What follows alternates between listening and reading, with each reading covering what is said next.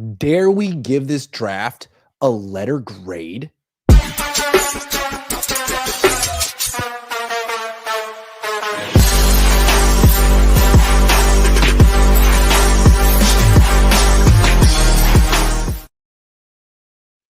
What's up? Good afternoon. Welcome to Cohn and Krueger. That's Larry Krueger. I'm Grant Cohn.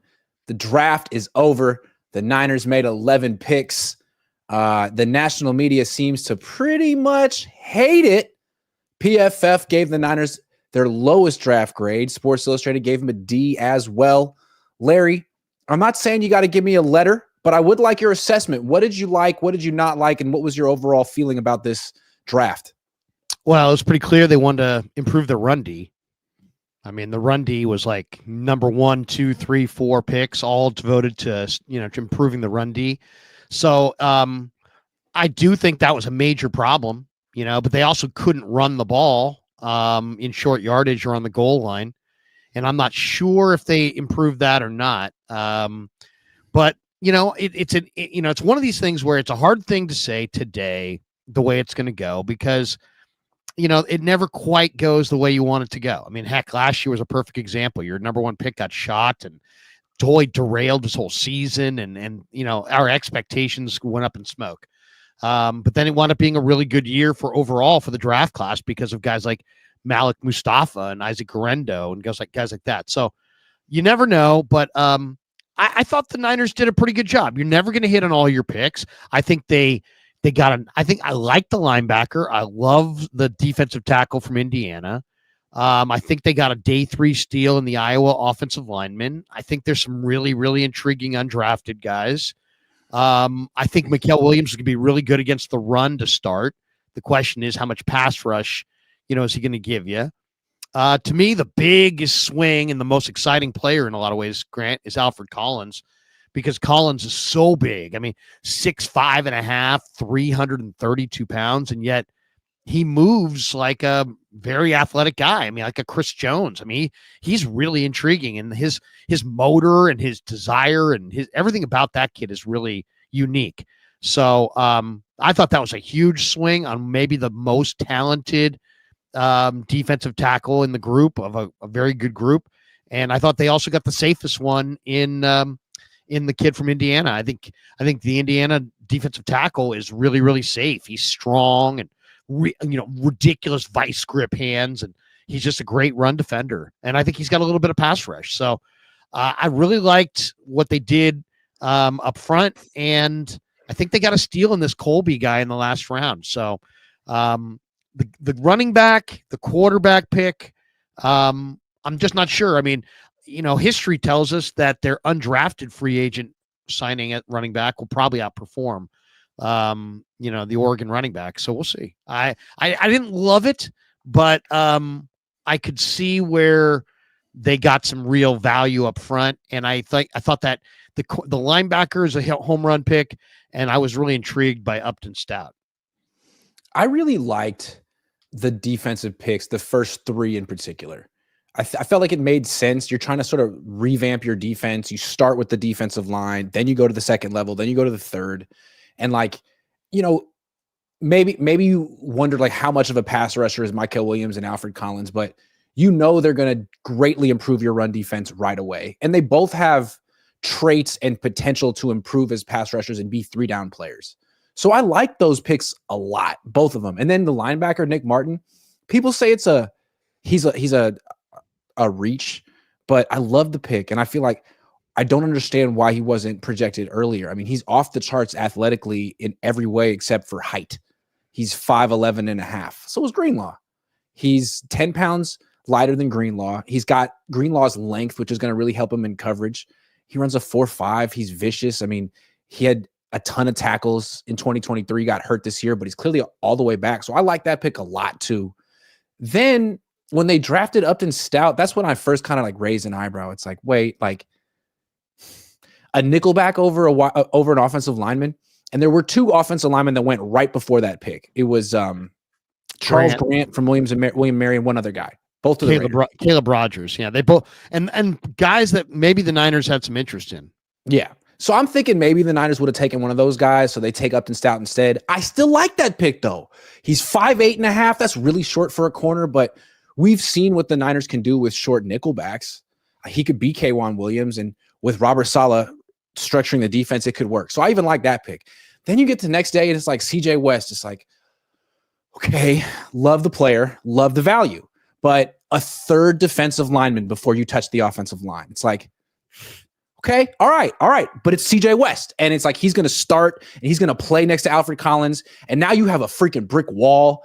Okay, I like it. I still like it, even though I'm like, you're kind of missing your opportunity to take an offensive lineman. Then they take the wide receiver. I'm like, all right, man. All right, Kyle. Come on. You never change at all. Like, not only did you take a wide receiver at the end of round 4, but everyone agreed that he was a reach. He seems like he has good traits. But he was going around 6 or 7. It's like, man, if you're going to reach for something, why don't you reach for a bigger need? Unless someone could tell me that wide receiver is a worse position than offensive line on the Niners. Well, and then Tez Johnson went like last in the draft, and you took this guy in the 5th round. Now, Jordan Watkins was actually one of the receivers that I really liked because he does, to me, he was a really good pick. Why? Because he has both production and vertical. Traits. Vertical speed. He's got 4.37 speed, but he also has good hands and he was productive. A lot of times, like Danny Gray could run fast, but is he productive? This guy's actually productive. And so I really I like this guy. I'll say this: it never made sense where his rankings were initially. They ranked him as an undrafted free agent or as a 7th round pick. So if you did any of the mocks, you saw him as a 6th or 7th round pick. I thought the Niners could get him in the 6th round, but I thought he'd be a good 6th round pick because he's a good complement for what they have. He can run the gadget plays, but he also has vertical speed. So I like the pick. I do think it was probably 50 picks too early. But they weren't concerned about value clearly throughout this draft. No, it's unless he was an offensive lineman. Because when we asked about him after the draft, it's like, well, the board just didn't line up. So after that, they take Jordan James, who looks good. It's just my question is, would you rather have Jordan James or Jordan Mason? And are we sure that Jordan James is better than Corey Kiner, their undrafted free agent? But I like him. He looks pretty good. I'm sure he'll have success. Then Marquise Siegel, tested off the charts. I'm kind of intrigued. That's a really good athlete you get at the end of round 5. And then I got to say, I'm pretty intrigued with the quarterback, even though he's torn his ACL twice and he's 32. I'm very intrigued with Curtis Rourke, I got to say, at least on this team. I'd feel more comfortable if you called him by his nickname. He goes by the Maple Missile. The Maple Missile, man, with a name like that, how are you not going to succeed? I don't know if he goes by, I just heard somebody call him that, but it's a great nickname. Yeah. The Maple Missile. I at first, I had the same reaction to that as I did when I heard this drafted Brock Purdy. I was like, really? Yeah. Really? But then the more I watched Purdy, I was like, I really like him. And the more I watch this guy, I can see why they like him. But there's no mobility or anything. So he's definitely a pocket. Have you watched his Ohio tape yet? He was good at Ohio. He can run a little bit at Ohio. And he did. And he runs. He just doesn't. He's 6'5", 225. He's not elusive. He's not an elusive. But runner. he can sort of get himself going in one direction with a little momentum. What I liked about him on the run actually was that he throws well on the run. Yep. Even though I don't think he's a fast runner. When he's running, there's a little Roethlisberger there where it's like some guys run and their accuracy goes downhill. This guy runs and he can actually throw on the run with pretty good accuracy. You never go wrong drafting a quarterback if you really believe in him. And the way Shanahan was talking to him on the conference call, you'd swear this guy's the quarterback of the future. Given the success they've had, I'm going to talk about that for a second. Given the success they've had with Purdy, I feel like they owe it to themselves to take a quarterback in round 7, let's say every other year. Why not? Because it's like the way your team is structured, the way you build, the way you have all these weapons and the scheme you have, a lot of quarterbacks could have success. You don't necessarily have to get guys with premium traits. What I've noticed about Rourke, he doesn't have a big, strong arm. His arm is very Purdy-esque. It's good. It's good enough. He can make all the throws. He's accurate, but he's not like piercing the defense, driving the ball. He's not Stafford or Tyler Shook. Good arm. Smart, doesn't hold the ball a long time, isn't playing hero ball. Seems like he fits the system, but also the one thing they kept mentioning from Kyle to Tariq Ahmad to Josh Williams, tall, great height, good size, really good vision, can see the field. It's like, ooh, is that a dig at the guy you're about to pay a lot of money to? It feels like a dig. I don't know. That would be not good biz. No. Let's take a dig at our $100 million quarterback. Because Brock's the one who brought it up 2 months ago, right, on that podcast. He's like, it's a funny thing. You can't always see it. Always see it. Well, I thought you were going to bring up the fact they kept saying how tough he was. You remember the last quarterback? He gets hurt. Remember the last quarterback that they kept talking about his toughness? Beathard. C.J. Beathard. Yeah, it was Beathard. C.J. Beathard. This guy. Oh, how about this? Let's not find out how tough our quarterback is. Let's just give him a good offensive line. Let's not find out how. Yeah. Maybe let's get the not toughest quarterback, but maybe protect him. Instead of we got a guy that absolutely can take abuse, and we will find out how much abuse he can take. So they take Connor Colby in the 7th round. Good scheme fit, comes from Iowa. Clearly, coached well.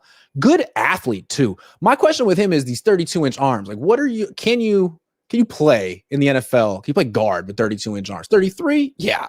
32, you're entering T-Rex territory. And no offense to dinosaurs. And they've got a very, very powerful lobby. That was a good move by you. I don't know. I mean, to me, shot 7th round. He played at Iowa, and he had 50 starts, and he's only 22. And then when I watched his film, I love his film. I mean, he's efficient and smart, but when he gets a chance, he finishes. So this is a guy, here's the thing about it too. He played right guard the entire time, and and the guy didn't miss anything. I mean, he's tough, and he played all the time, and they're really well coached. They had a really solid scheme. Clearly, he understands some of the nuances. Dom Pooney has played the left side. Will they put this kid at right guard and move Pooney to left guard, or will they start Pooney at right guard and let Ben Barch play left guard? My guess is it's probably going to be this kid. We'll see.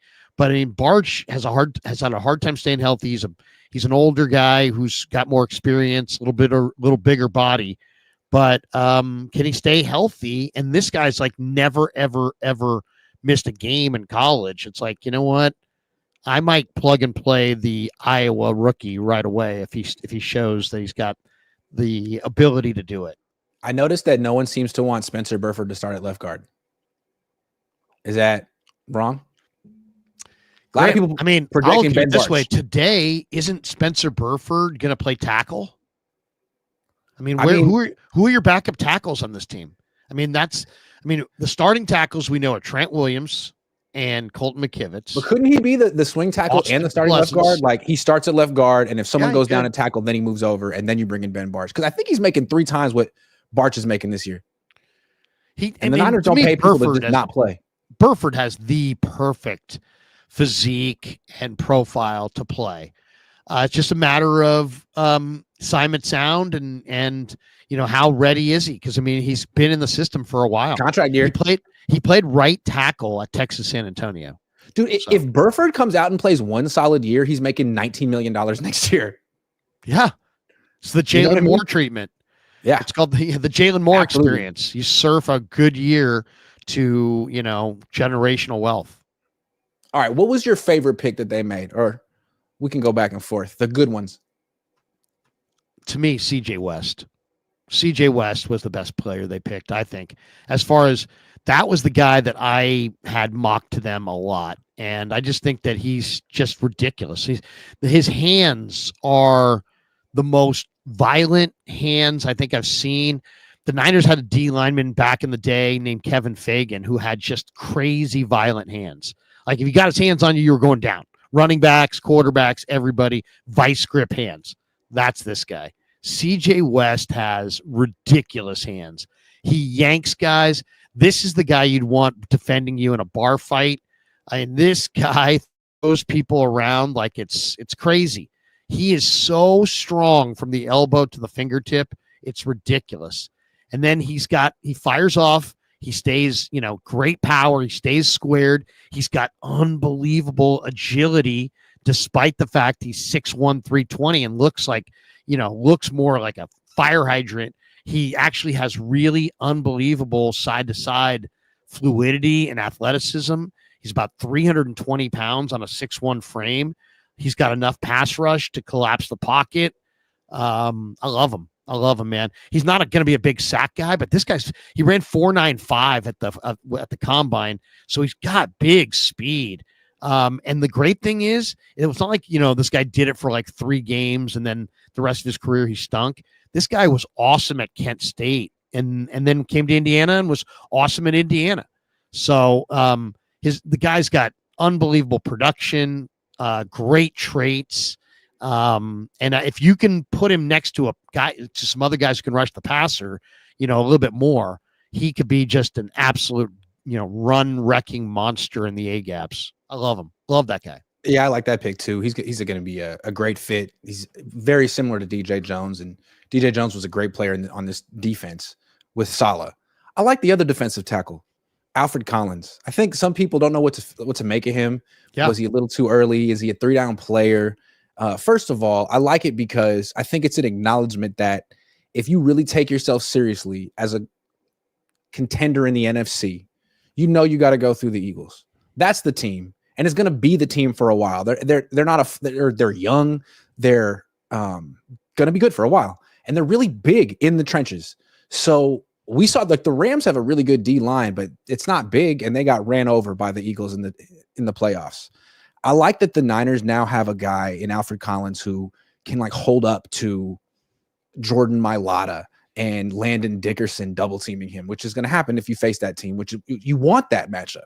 So it's a great acknowledgement of where the league is going. I mean, there is no pass rush down against the Eagles. Even on 3rd and 6, you have to be prepared for them to run up the middle. You have to be gap sound and all of that. So I think that's great, but also I think he has the potential to become a good pass rusher on the 49ers next to Bosa, because Bosa is going to be the one creating a lot of pressure. It's going to make the quarterback hold the ball and move it. And this guy has the length to shed the blocks and sort of clean up in ways that I don't know that CJ West can. He can stack, shed, and then the quarterback can move into him the way that Eric Armstead got sacks for years with the 49ers. I think he's very similar to Eric Armstead. Not quite as tall, but he's 6'6", and even he's 40 pounds heavier than Eric Armstead. I love that pick. It's super intriguing. I mean, It's a super intriguing pick. I mean, some of the things that stood out to me about him, one, 6'6", 332. And when you look at this guy, he looks like about 280. Because he's just, it's so evenly. He chases the play sideline to sideline. He plays with the whistle. I love his motor. The motor, the passion. How about this? Texas allowed 2.9 yards per carry over the past 2 seasons with him on the field.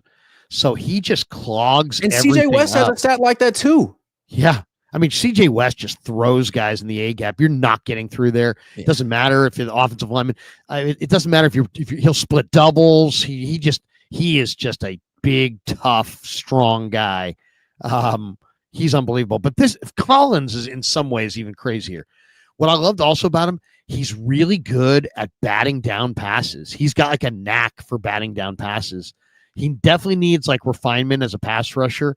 But you're talking about, 6'6", 330 with agility.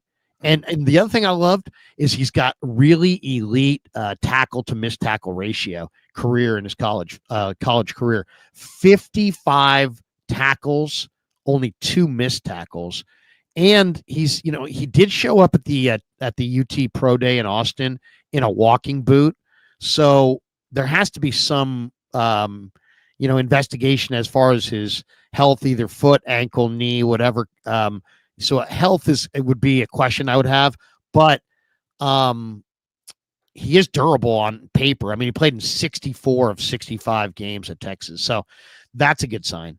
So I mean, he just looks to me like that. Like Collins and West look like they could just be ridiculous together, and they don't look anything like. One guy's short and stubby and strong as an ox. The other guy's long and rangy, but both these guys play with tons of passion. And to me, I mean, that's I love to see that. They should have 3 new starters on their defensive line if everything goes right. They had this combination, in my opinion, in 2020, Salah's last year here. The starting defensive tackles were Eric Armstead and DJ Jones. I mean, Kinlaw was there too, but it was really those 2 guys. And they were great. And I think one thing that's nice about the Armstead body type that Collins is going to try to replicate is it makes it very difficult for offensive linemen to get to the second level on run plays and block Warner and Greenlaw, or in this case, Warner and Nick Martin. So now you can have a weak side linebacker who's 5'11", 220, which was when I was a kid, that was a strong safety. Now, I mean, he's not going to have to take on blocks because that's what Collins is doing. He can just run and hit, and now he's going to be the most violent player on the field. So to me, I love the defensive picks. Even Upton Stout, it felt like a reach. I think he's going to be really good. I really saw what they did, and I felt like they were really realistic about addressing the biggest needs first. Well, and it goes back to they wanted to improve the run. So Upton Stout was PFF's 6th highest graded run defender among all the defensive backs in the draft. Wow. He also had 21 reps on the bench, 225, despite being whatever he is, 5'8" and change. Mm-hmm. So he's really, really strong. He's a really, really good run defender. As far as Collins, what I loved about Collins and Michael Williams is that they both can be used a lot. I mean, one of the things that Chris and Saleh like to do is they like to, line them up outside, move them inside, line them up inside, move them outside. Lots of stunts, lots of twists, lots of games up front. You're going to see those games with those 2. 4 defensive ends on the field at one time. Yeah. Things like that. Yeah. I was looking at the usage for Collins. In Texas moved him all over their defensive front. His total snaps in 2024, according to alignment, he was in the A gap 146 snaps. He was in the B gap 299 snaps. He was in the C gap 129 snaps, and he was outside 19 snaps. So, wow. I mean, that's a pretty varied usage. Sounds like Armstead. Yeah, they move him around. So. And hunt the mismatch. Mm-hmm. So I think that's something they really love to do. The other thing I thought was interesting, looking at some of the numbers after the draft, Mikel Williams' numbers against the run are spectacular. I didn't realize he was not just good against the run, but he was like good against the run. Yeah, he was and like he's been like this since he was a freshman. Man, he's 20. Yeah. His numbers against the run were amazing, but his numbers against the pass were not. So like in the PFF when they talk numbers, about his pass rush win rate, like he is playing 4-eye technique a lot of the time. Which his is like pass rush win percentage was 30th percentile. Yeah. His run defense grade was 97th percentile. His run stop percentage was 66th percentile, but his pass rush grade in true pass sets was 9th percentile. Now, so let's get he'll get more one-on-ones on the 49ers because he'll be playing with Bosa. Right. And I do think they're going to scheme a lot of opportunities for him, like Fangio used to do for Aldon Smith. Aldon Smith was great one-on-one, better than Mikel Williams, but he also got a lot of stunts to the inside where he was unblocked because freaking Justin Smith was that good. And maybe Alfred Collins could have the same impact. Well, and the same thing with Mikel, his defensive alignment by snaps. He's in the B gap 24 snaps this last year, C gap 151 snaps, and wide 222 snaps. I'd love to know his Niners pass rush win rate out wide. Yeah, no, I would too. Yeah. His the PFF run defense grades for edge rushers drafted in the first round, Abdul Carter was 57th. James Pierce was 12th. Shamar Stewart was 4th. And Mikel Williams was 8th.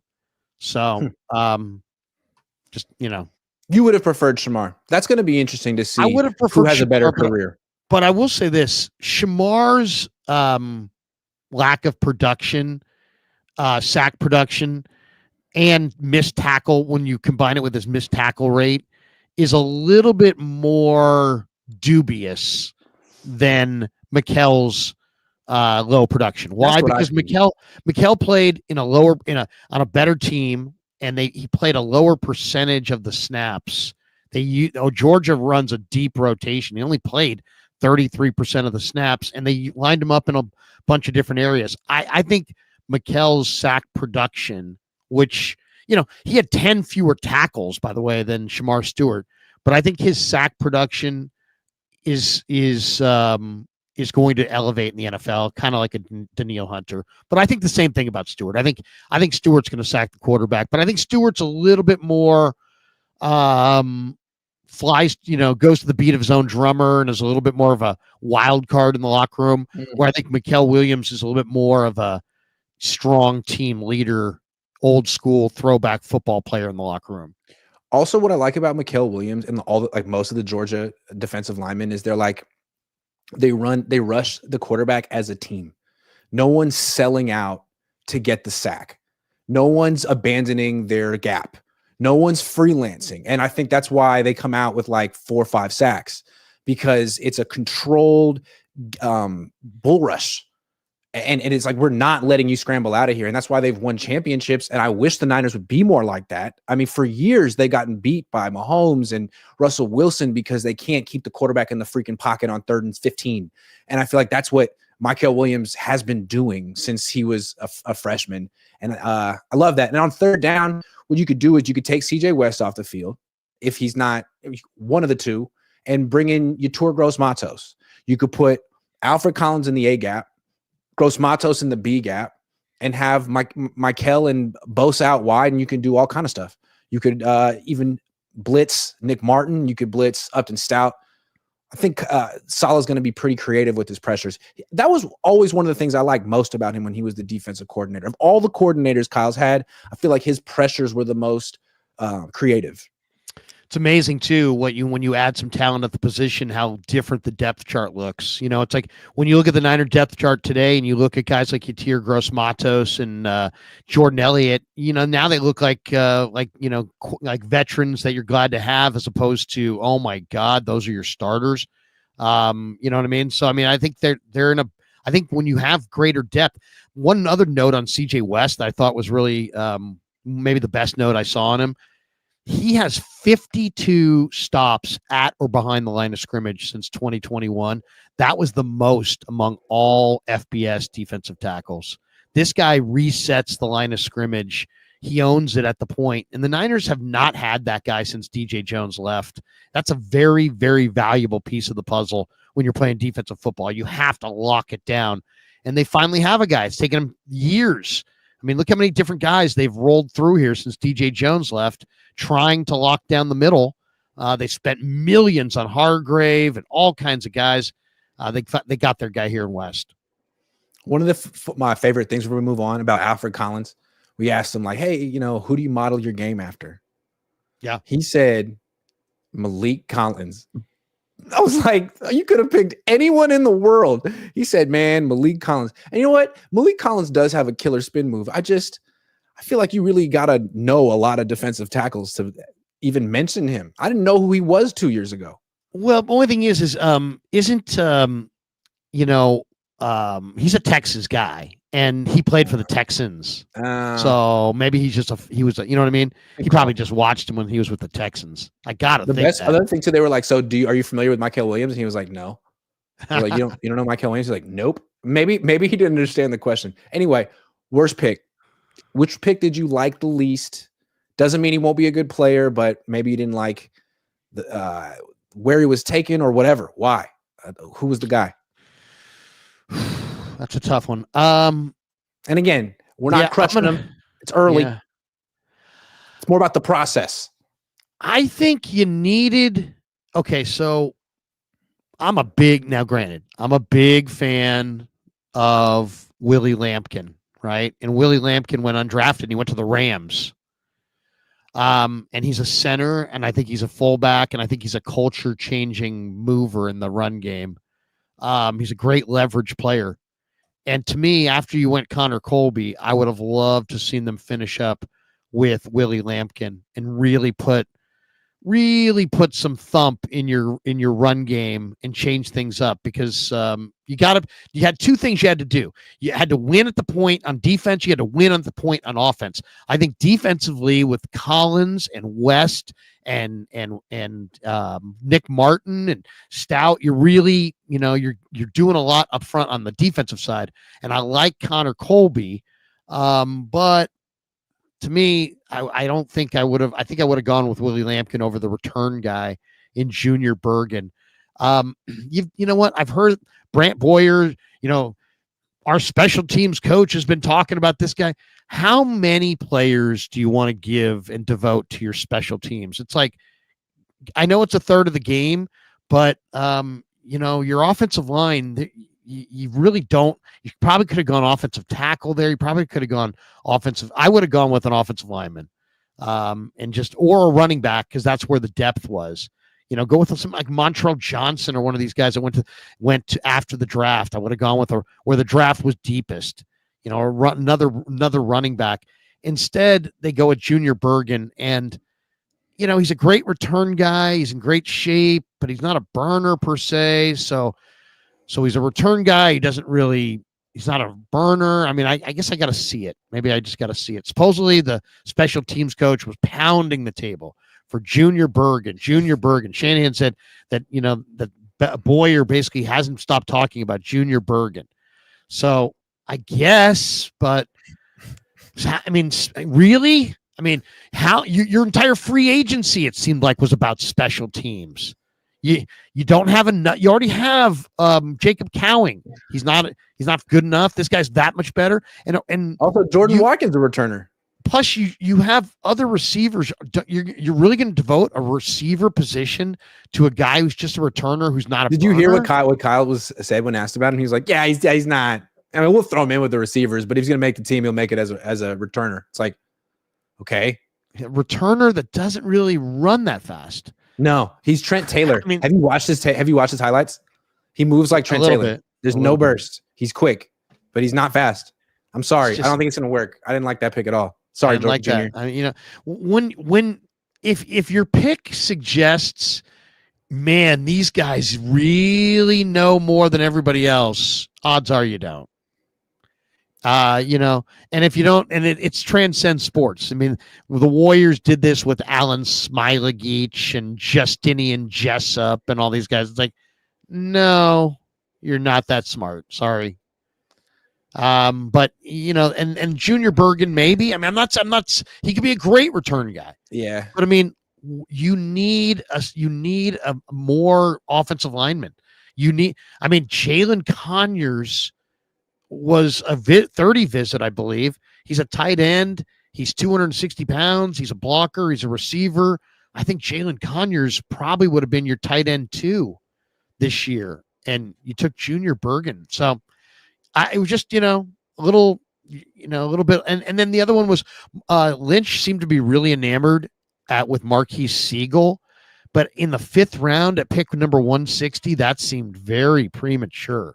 Now he did run 4.37, so and he's a former corner, so I like that in the safety, because you got to have some coverage ability, and speed is always a good thing. But that seemed a little early. Bergen seemed like a total undrafted guy for sure. And then I didn't think they totally killed it in the undrafted market, but the one guy that I would say I'm intrigued by is Corey Kiner. Hold on. Don't get. That's the next topic. Okay. I don't want to spoil that one, because I like Corey Kiner too. So what I wanted to say is my least favorite pick, and I mentioned earlier, was the wide receiver. And it's not that I don't like him, because he does look like he's talented. Right. He's Jordan Watkins. He's very fast. He has terrific hand-eye coordination. He's short-handed. He doesn't drop the ball. Short arms, but good route runner, and he's explosive. So he could end up being good. Kyle has been, since he drafted Danny Gray, he's pretty much gotten this position right. Still, though, I think you could have gotten him with your next pick in round 5. And if he was gone, oh, well, it's not that big of a need, although he's a nice player. With that pick, I know they could have gotten an offensive tackle. They could have taken Carson Vinson from Alabama A&M. He ended up going 3 picks later to the Ravens. I mean, that's George Warhop. He's a great offensive line coach. The Niners used to have him. He developed Ben Bartch. Forrester is good friends with him. This is one of the best offensive lines in the league and one of the best running games in the league. And they took 2 offensive tackles and a guard. This Vincent guy, I mean, he's a bit of a project, but he's 6'7", 34.5-inch arms. He's fast. The kind of project, I mean, he's the Jordan Watkins of offensive tackles. He's a nice project. Could have taken him, and everyone be off your back, but you didn't. So that one there, you waited so long. You could have had a nice prospect on the offensive line, and you passed. I'm not saying anything bad about Connor Colby. Maybe he'll be good too, but you know, in fairness to the Niners, I mean, I kind of felt like the tackles went a little early. You know, when I was looking at the way the board was going, I mean, like guys like Anthony Belton, I think a lot of them were mocked in the 3rd round. They were going in the middle of the 2nd round. So guys started coming off the board. And I think, but it's one of those things, you know, they say corner, quarterback, and offensive line are the 3 spots where you have to put guys higher on your board than you normally would, because there's urgency and supply and demand factors at play. And teams are really desperate for those players at those positions. So those players go higher.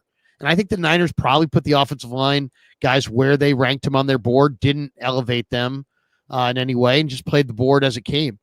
They clearly don't show the kind of urgency to improve their offensive line that the rest of us show.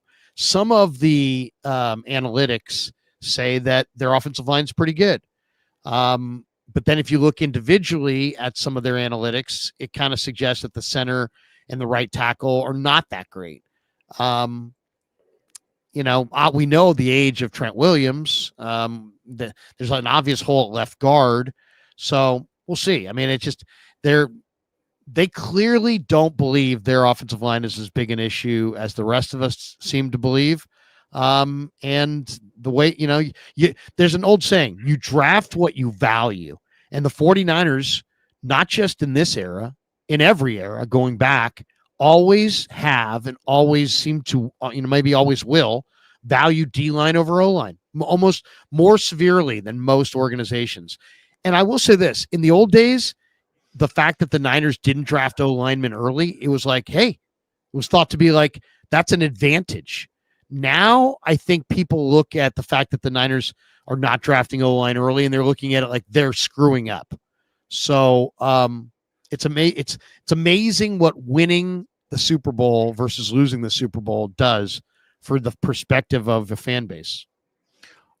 We can debate how good the Niners offensive line is. All I know is that the best offensive line in the league is Philly's, and they drafted 2 offensive tackles in round 6. So Miles Hinton, Cameron Williams, I mean, they're not going to start for the Eagles, but they want to have good backups. And you never know when you're going to find a diamond in the rough. I mean, Jordan Mailata was a 6th or 7th round pick himself. So it just seems like if that's what the best team with the best offensive line, if that's how they approach it, constantly bringing guys in is what the Ravens did too. I would like to see the Niners be a little bit more aggressive with that particular position, and they won't be ever. I get it. And you know what? Why don't we talk about that right now? Like, why do you think the 49ers, they drafted Mike McGlinchey in round 1, and ever since then, they've been real reluctant to spend any type of big investment. I guess Aaron Banks, the 2 Notre Dame guys, they drafted the 2 Notre Dame guys high, McGlinchey and Banks, gave neither one an extension, and ever since then, they've been working with the Jake Brendels of the world. Why do you think it is? What's up with that? I think it comes right down to they think that most offensive linemen as rookies aren't ready to play, and that if you draft offensive linemen early, it's a cycle, because if you draft them early, then you have to play them. If you have to play them, they don't play well early, then you don't do well early. And so you're always drafting early, and you're always needing more O-line. So I think that's the cycle they're trying to get out of. They don't believe that you should draft offensive linemen early because they think that offensive linemen early or young offensive linemen struggle and they need time. And so they rather go find those guys in free agency or find guys that they feel fit their system. They feel like their system aligns them with, smaller, more athletic linemen that can be found later in the draft. And so that's been their approach. And that's why they went for this Connor Colby. I will say this, Grant, about a month ago, I did a whole I had no idea which offensive lineman the Niners were going to draft. And I was trying to think, well, how do I figure this out? How do I figure out who they like?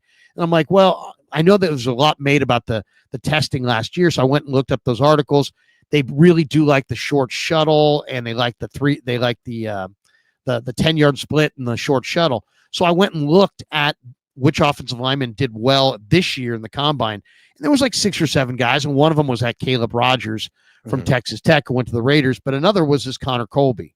So they clearly like guys who they don't care about the short arms.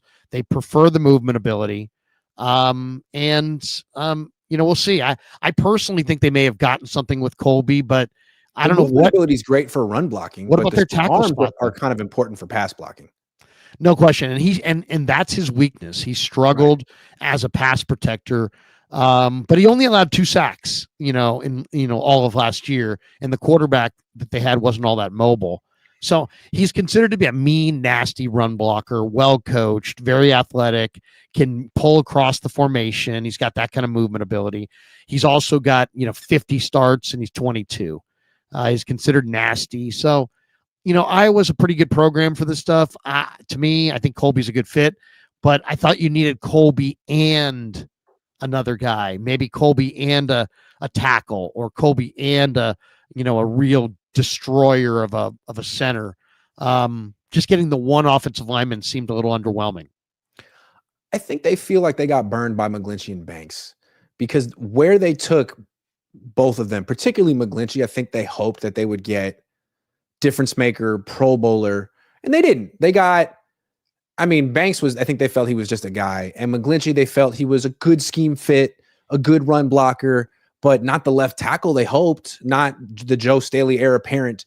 And I think they felt, well, man, if we're kind of 0 for 2 drafting offensive linemen high, and we can sort of get by with serviceable guys who fit our scheme, let's just wait.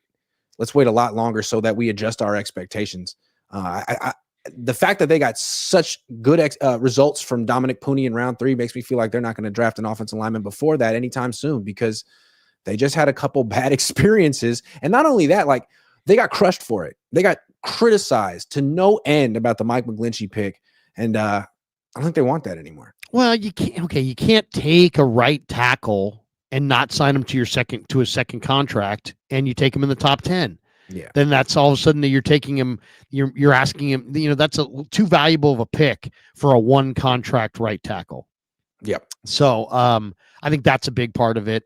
Yep. It's interesting too. I think they liked the 2 Notre Dame guys because they liked how well Notre Dame coached them up there, and they felt like those guys were ready to go Zach earlier. Martin. There's a bunch of good Notre Dame, Ronnie Stanley. Yeah, there's a lot of good, and I think Iowa's right there with Notre Dame as far as their ability to coach up their offensive linemen. So I think this guy's interesting. I'm very intrigued by him, but I thought they would have followed it up with some really intriguing undrafted O linemen, and Drew Moss was the only one that I saw from Colorado State, and he's not a bad prospect, but I was hoping that they would find a couple more offensive linemen. It didn't seem like they did. Who was your favorite undrafted free agent, and why? Well, first of all, this guy Stone Blanton. That's a great name, Stone Blanton. Baseball player too. If I just had more creativity, it'd be Stone Krueger instead of Kev. Could have named him Stone. I like that name. No, but his I'll say this, his game log. That guy, 18 tackles, 14 tackles, 16 tackles. That guy's a tackling machine. So if you're just looking for production, Stone Blanton, but I think he runs in the 4.6s. He's probably too slow. So I'll say the 2 most intriguing are Corey Kiner and Isaiah Nair. I'll go with Nair just because he's got some amazing traits. We're talking about a guy who's 6'4", 220. He ran 4.4 flat. That's a huge fast speed. 4.4 flat for 6'4", 220. That's cooking. That is so fast. Then he also had 35-inch arms and 40-inch vertical. So, I mean, this guy's got a catch radius. He could catch stuff up around the top of the stadium. I mean, this is just a gigantic, fast, huge catch radius guy who was supposed to be great, started at Wyoming, went to Texas, got injured, didn't play at Texas, went to Nebraska, finished at Nebraska, and had a good year. And looking at his film, it's like, oh my God, look at this guy. He's big, he's fast, he's got good hands. I mean, he doesn't have a lot of production because he's just, it's kind of fell through the cracks, but he started off hot at Wyoming and then got hurt and then just came off a good year at Nebraska. Isaiah Nayer is really going to be something to watch because he's like one of their fastest receivers. He's one of their biggest receivers. He's one of their best jumpers and has the longest arms. So, I mean, I can't wait to see what this guy looks like in training camp. It's just going to be ridiculous. So I would say I'm really pretty excited about Isaiah Nayer, the wide receiver from Nebraska. I'm excited about him too. I feel like I'm excited about the players the Niners got who aren't short. Michael, Alfred, and him. Everyone else the Niners got is like so short. That's okay. But CJ West, Upton Stout, Nick Martin, it's like a lot of undersized guys. And there's a place for them. But it's nice to have a mixture, especially it'd be nice if they had like a bigger DB. I feel like Saleh has gotten so comfortable with the Jason Verretts and the DJ Reeds of the world. Like, hey, man, you have a bunch of short DBs, but I really like one of the short DB, Jacob Robinson. Jacob Robinson. I'm looking at him like, I don't understand why he didn't get drafted. He's very fast. He's very explosive. He had 11 picks in college, and he was a captain last year at BYU, and he's good against the run. Like, he maybe got cooked in a couple of games. I don't know if you saw his interviews. He's incredibly well spoken. 4.36. Dude, we're not even talking about he's kind of fast. 4.36. Yeah. I mean, so that's a nice guy to get. And the running back too. Corey Connery mentioned him. Stone Blanton. They did get a guard from Colorado, kind of similar to Connor Colby. What do you think of Drew Moss? I don't have a lot of data on Drew Moss. I tried to watch him, but I didn't see anything that was spectacular. He didn't stand out. He ran a 5 flat. He's got 32-inch arms, but he ran a 5 flat. His vertical was 31 inches. His shuttle, I mean, he played a lot. He's really athletic. I mean, I'll say that he was a big key on their line. The Corey Kiner thing, though, there are some numbers that are really exciting about Corey Kiner. And when you watch him, that one. I'll make, the bold prediction now. Corey Kiner will do more than Jordan James. I'll make that prediction. The Niner undrafted backs almost on a regular basis. They're just a little bit better than the guys drafted earlier. And I don't know exactly why. Now, Dane Brugler loved Jordan James, but Kiner is unbelievable. As far as power and weight and just the ability to, run with power, contact balance. I mean, he's just off the charts. So there was this missed forced tackles in college football, right? Number 1, Ashton Genty, of course, 125. Mm-hmm. Number 2, Cam Scadaboo with 82, tied with him, Corey Kiner, 82, second most missed forced tackles.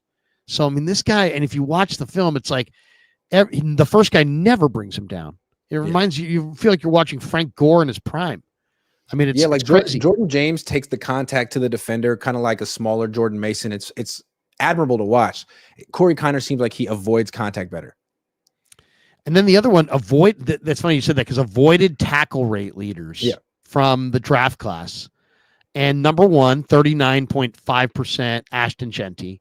Number 2, Bayshul Tootin, 36.6%. Number 3, Cam Scadaboo, 34.5%. And number 4, Corey Kiner, 34.1%. So he's good at avoiding tackles. He just keeps the legs churning. He's really intriguing, man. That guy is really intriguing, Corey Kiner. And not only that, so it's like the other thing, it's like you're thinking, well, is he that great, or the film looks really good? What do you mean? And then you go back and read up on the guy. He was Mr. Ohio in the state of Ohio. His year, he was the best guy. He went to LSU on the full ride. He had a good year, but then he transferred, to Cincinnati because he wanted to play in front of the only people that were there to watch him were his mom and dad, and he wanted to be able to play in front of some of his friends.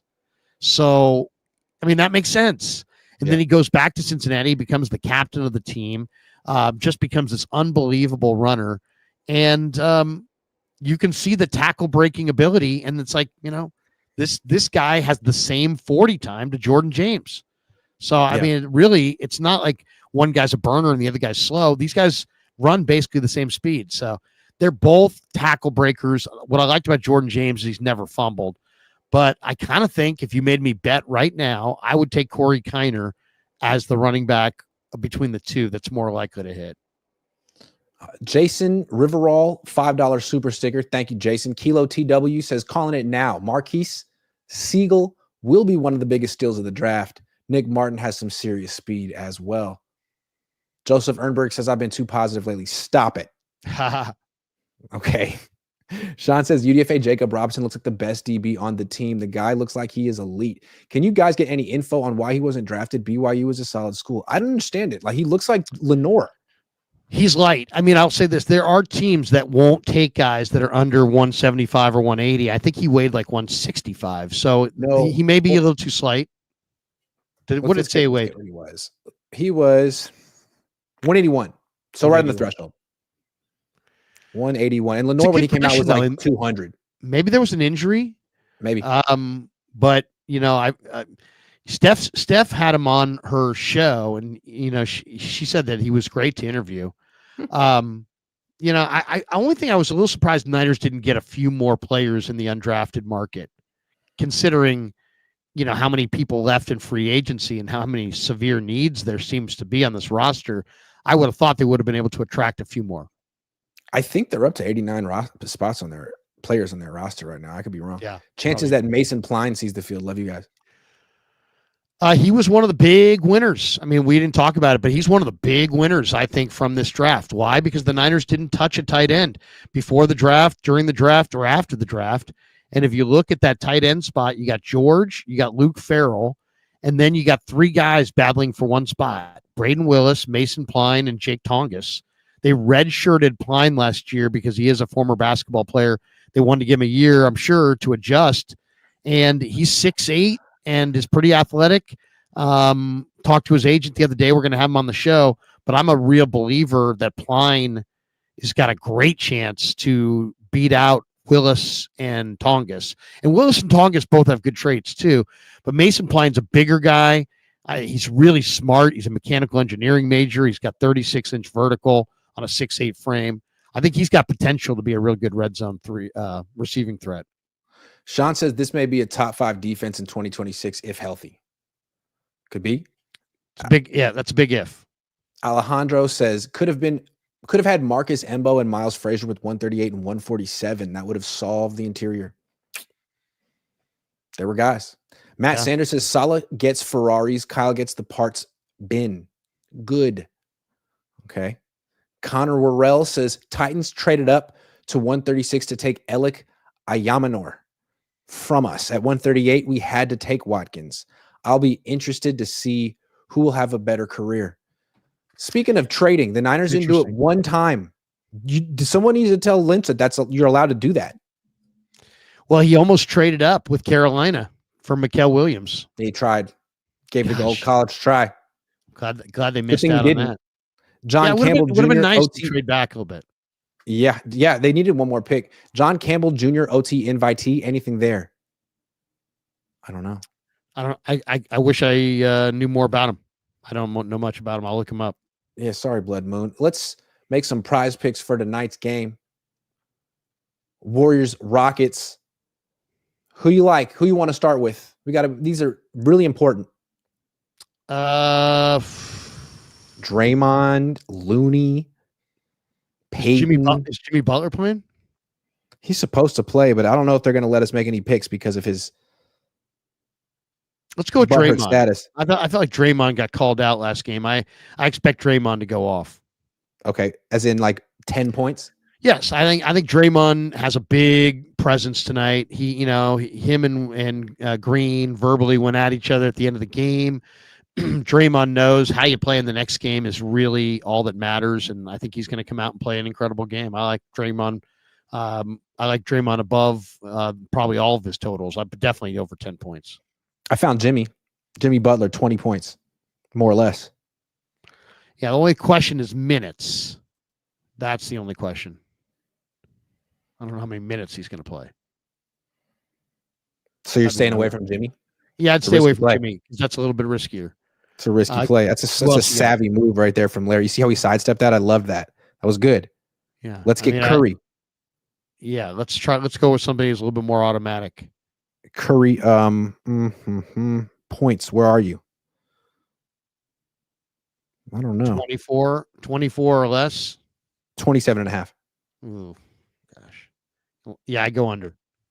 Ooh. Any reason?